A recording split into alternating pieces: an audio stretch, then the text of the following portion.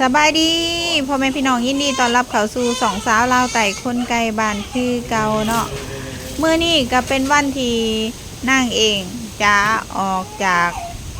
การอยู่กรรมเนาะซึ่งคลิปนี้นั่งกระทายไว้ตั้งแต่เดือนเมษาพุ่นเนาะวันที่ออกจากการอยู่ไฟพอดีนั่งกับพวกมีเวลาว่างมาตัดคลิปลงสองก็คือตอนนี้อ้ายเพิ่นกำลังฝนหญ้าเนาะหากหญ้าหากไม้แล้วก็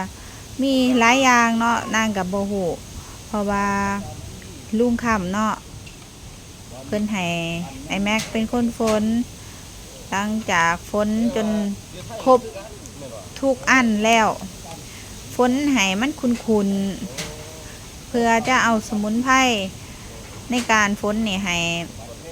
นางได้ดื่มกินเขาไปเพื่อเฮ็ดให้ร่างกายแข็งแรงกับแมนแล้วสองก็คือบอพิษกรรมหรือว่าพิษกระบูนนั่นเองเนาะหลังจากนั้นก็คือเฮาได้เอาพวกบักเบงพวกฝ่ายที่กั้นในหมอกรรมกั้นสิ่งบ่ดีตัดลงมาเนาะลุงเพิ่นก็ได้ทำพิธีก็คือถ้าคนในหมู่บ้านอยู่กองอยู่กรรมก็มีแต่ลุงเนาะเพิ่นเป็นคนเบิ่งแย่งพ่อน้ำนอนก้นแล้วนางก็เอามาดื่มเพื่อ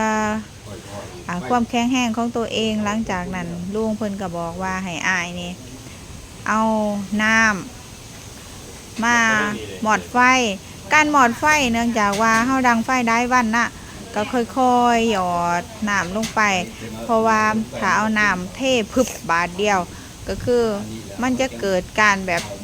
ระเบิดขึ้นมาเนาะพอไฟค่อนข้างแห้งแน่ก็ค่อยๆเอาน้ำหดหยอดลงไปแล้วก็หลังจากนั้นหม้อที่ข้างไว้ในการต้มน้ำกินของนางกับขวำลงเลยเนาะเอาขวำลงเก็บฝ่ายลุงเพิ่นก็ได้สูตร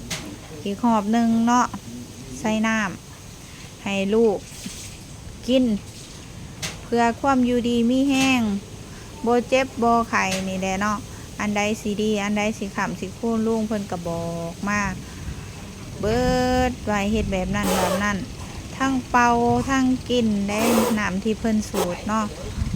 ลูกนั่งทุกคนก็คือไปอยู่ครูบานำลุงคำเนาะถ้าเจ็บไข้อ่อนแอดหรือว่า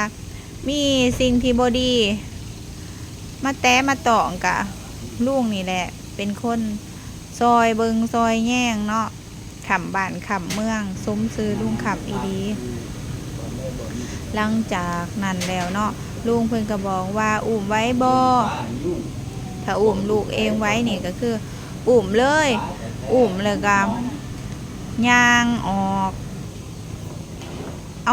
อาหัวลูกหันยางเสียงมาทางตะเว้นออกเนาะ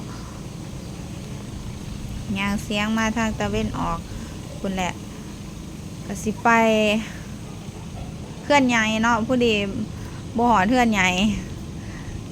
คอยสูดไปได้เพราะว่าแพ้กับบ่ทันดีอยู่กำกับอยู่บ่ได้เฮิงอยู่ประมาณหามือเองเนาะเพราะว่าได้เดิกได้ย่ำออกแล้วเฮาจะมาลูแลกินสมุนไพรหลังออกกรรมชักยาไปนำเพื่อให้ตัวเองแข็งแรงไวๆ